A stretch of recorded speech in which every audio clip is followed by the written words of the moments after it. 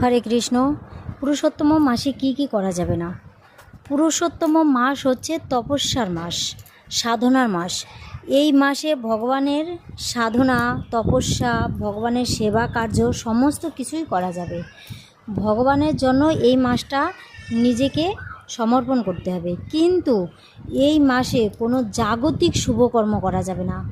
জাগতিক মানে এই জড় জগতের যে সমস্ত কর্ম আছে সেই কর্মগুলো করা যাবে না। তাছাড়া ভগবানের সমস্ত কর্মই করা যাবে।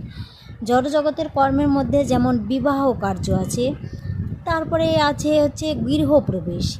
এই সমস্ত জড় জগতের বিষয়ে আরও বিভিন্ন কিছু রয়েছে। গাড়ি কেনা, নতুন ব্যবসা করা, এই ধরনের কোনো শুভকর্ম এই মাসে করা উচিত নয়। এই মাস শুধু তপস্যা করার জন্য, ভগবানের সেবাবিধি কার্য করার জন্য। হরে কৃষ্ণ।